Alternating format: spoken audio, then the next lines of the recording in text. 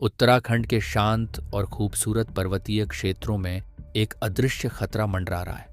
ये खतरा पहाड़ों के बाशिंदों के जीवन पर हर रोज भारी पड़ता जा रहा है। लेकिन ये खतरा कोई बाहरी नहीं, बल्कि हमारे ही जंगलों से आता है। तेंदुआ। अभी हाल ही में रिखणीखाल के कोट गांव में रक्षाबंधन मनाने अपने मायके कोट गांव पहुंची युवती के मासूम बच्चे को घर के आंगन से गुलदार उठाकर ले गया। उस माँ की मासूम बच्चे को खोने की पीड़ा कितनी असहनीय रही होगी। रिखणीखाल के ही डालापाख बल्ला गांव में तेंदुआ 65 वर्षीय बीरेंद्र सिंह को उनके घर के बाहर से उठाकर ले जाता है।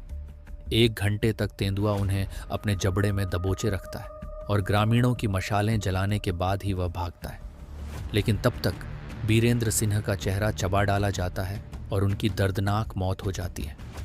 ये घटना अकेली नहीं है। द्वारीखाल विकासखंड के ठांगर गांव में मासूम पर गुलदार जानलेवा हमला करता है, लेकिन बहन के शोर मचाने पर बच्चे को गंभीर रूप से घायल अवस्था में छोड़कर आसपास दुबक जाता है।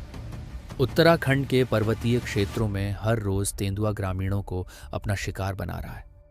अंग्रेजों के जमाने के वन कानून अब लोगों की जान के दुश्मन बन चुके हैं। तेंदुआ संरक्षित प्रजाति है, लेकिन क्या मानव जीवन की सुरक्षा का भी कोई मोल नहीं? हर दिन हम डर के साए में जीते हैं। न जाने कब कौन तेंदुए का शिकार बन जाए। वन विभाग तेंदुए को पकड़ने के लिए पिंजरे लगाता है, लेकिन वो कभी कभी काम नहीं आते। हम अपने परिवार की सुरक्षा के लिए क्या करें? धामधार की एक घटना में आक्रोशित ग्रामीणों ने तेंदुए को पकड़कर जला डाला। ये घटना गलत थी, लेकिन उस वक्त के डर और आक्रोश ने ऐसा कदम उठवाया। क्या ग्रामीणों को आत्मरक्षा का अधिकार नहीं है? तेंदुए को जलाने पर कई ग्रामीणों को जेल में डाल दिया गया, लेकिन क्या यह समाधान है? कुछ साल पहले सतपुली के पास तेंदुआ एक मां के सामने उसके बच्चे को उठाकर ले गया और मार डाला। क्या संरक्षणवादियों ने कभी उस मां की पीड़ा को महसूस किया है जिसने अपना मासूम बच्चा खो दिया? आज बीरेंद्र सिंह तेंदुए का निवाला बने, कल कोई और बनेगा।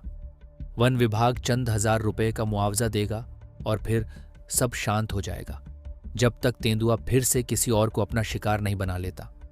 हमारा सवाल ये है, क्या तेंदुआ संरक्षण कानून पर्वतीय क्षेत्रों में मानव जीवन के लिए गंभीर संकट नहीं बन गए हैं?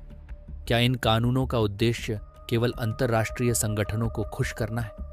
हमें तेंदुआ संरक्षण से कोई आपत्ति नहीं है, लेकिन यह संरक्षण सीमित क्षेत्रों में होना चाहिए, वन क्षेत्रों या अभयारण्यों में, जहां मानव हस्तक्षेप ना हो। तेंदुए की बढ़ती आबादी के चलते मानव जीवन पर खतरा बढ़ रहा है।